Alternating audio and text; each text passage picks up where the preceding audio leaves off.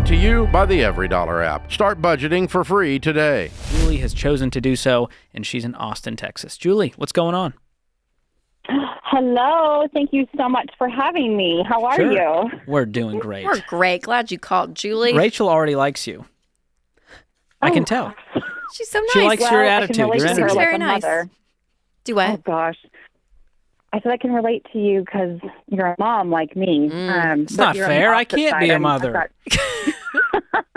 I'm kidding. Oh, they're amazing. I have a primary question, and then I have a few other questions as well. But my primary is I sell real estate, and so I'm really good at making a bunch of money really fast, and I'm not so great at keeping that consistent. So the last 3 or 4 years of my career, I've been living on gross commission income and not net. And so I'm in trouble with the IRS. Oh, boy. And so I owe the IRS $150,000. Holy I have a mackerel. lien on my home, and I'm wondering if I need to sell my home in order to take care of that. This last summer, we had a series of unfortunate events in our family, which has never happened before, and that was multiple car accidents at different times, which depleted our savings account, our HSA and medical savings, and so we're really starting back at baseline for savings as well. And so I feel very vulnerable just even calling today and asking, like, where do I even start? So thankfully, our debt is relatively low, and I have $60,000 coming in for income the next 3 weeks. When these unfortunate events happened in our world, late July, early August, the like nail in the wall for us was my real estate income, everything that was in escrow, which was about 5 transactions, like exploded. They fell out of escrow for a variety of different reasons, and I didn't have any income coming in until just now this month. So we were able to pay and cover all the bare minimums. We cut our budget in half, do all the have-tos. I mean, we got down to bare bones. And Who's and we, I'm really Julie? proud of us for doing that. My husband and I. Okay. What does he We make? have 3 teenagers. He makes 84. Okay. And I sell about $10 million a year, which brings in gross about 300. But again, it's not consistent. And I think I would say I'm more comfortable saying 8 million. So we're talking anywhere between 2 and 300K is fair. Correct. For the last few years. Okay. Has the IRS been in contact with you? Like, what are they saying?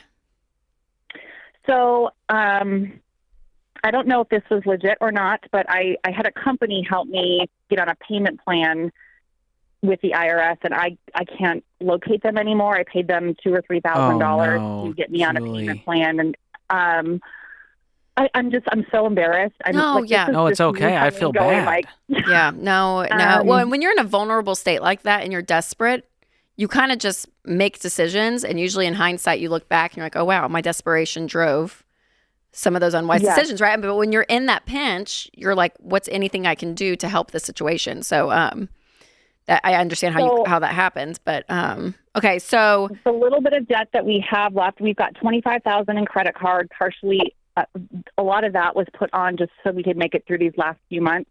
We've got 1 car loan at $6,000, and then student loan $15,000, and then that's it. Okay. Well, the great thing is, Julie, you guys make great money. I would move this IRS debt to the front. I would stay current on the student loans and the car and the credit cards, but I would not be paying extra on anything. I would pay minimum payments on all of those.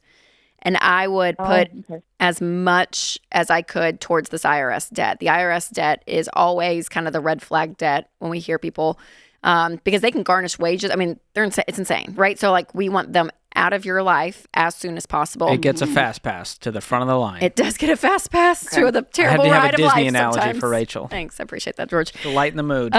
So the 60. So what I would do, Julie, honestly, because you're amazing. Like, you're an incredible at what you do. Obviously, the market isn't necessarily on your side right now, like it's been probably in the last 3 years. So you're probably feeling a little bit of that. But if I were you guys, your husband makes great money. I would just say, hey, you've already cut your lifestyle in half. What's the bare bones we could live on? Because if you guys could find a way to live on 70, right? That frees up $14,000 of his income, all of your income, and together you guys could get this debt out, within I don't know, a year, 13 months. If you guys really, really, and if you hustle, Julie, if you were like, all right, I'm laser focused. If you guys called me and you were making 70 and that was it, then there may be some really big conversations we'd have to have. But I don't know, George, you chime in, but Yeah, I feel like I'm because going, they Julie, make you're going to great- make $150,000 in 6 months potentially, right? Yeah, I really shifted after everything stopped. I expanded the market that I was in and just took anything that was coming in, and the fruit is here. Good. Yeah. So that's the deal. and Think so- about it this way. In 6 months, you could have this IRS debt paid off. But here's the key. I know. That money from your real estate doesn't even touch your life. It hits your bank account. It goes right to the IRS. That's it. That's what you want me to do? Yes. Like put that as primary. And Yes. Every single Yes. cent you make from real estate right now, go to the IRS. In 6 months, the IRS debt is paid. If you make $150 gross, right? Now, we still have to worry about taxes for the future income you're making. But then we can knock out your other debt. You've got, what, another 30, how much did you have total? 25, 6, and 15. So you got 46 in consumer I debt would do after the car that. first. Yeah. So just knock out smallest to largest balance from there. That's probably going to get knocked out 3 months later. Are you guys budgeting, Julie, at all, you and your husband? Oh, yes. We have weekly budget meetings now. Okay. This is all new for us, like the last Yeah. couple of months. Do you guys that, use Every Dollar, our budgeting app? I do. I do because it's a daily going through our bank account. He's wired differently and likes the spreadsheet. Okay. So, No, that's good. I just want to make sure, that that you guys have some kind of plan that you're doing, because that's going to be helpful too. And it's going to be uncomfortable, Julie. I mean, I know you already feel that with already cutting the lifestyle Yeah. down, but you're a high producer. I mean, you're amazing of killing and doing so well with your work. So income wise, I'm not worried about you guys because you're bringing in great income. Yeah, a year from now, you could be Yeah. completely debt free with an emergency So fund. I think the thing is, Julie, it's now up to Julie and your husband to like look at yourselves, and I'm sure you have, just to be like, okay, we're the problem. Like, we shouldn't be in this situation because we make great money. And so making sure our taxes are done correctly is very important. And then making sure we live within our lifestyle. And when you do that, it changes the game. Like, you guys will be able to actually enjoy your money that you've worked really hard for. And, you shouldn't have to depend on credit cards to make ends meet anymore. You shouldn't have to, take out a car loan for a car. Like, no more living La Vida Loca. It's over. I'm sorry. But here's what you do need to do. Go get in touch with a Ramsey Trusted Tax Pro at RamseySolutions.com. They can help you navigate this. You don't need to get on a payment plan with some sketchy company. Don't do that again. Yeah. They'll help you navigate this, but it's time. And from now on, quarterly estimated payments. That is how you avoid the IRS down your back and how you stay on top of this stuff for anyone out there who's on that kind of commission type job.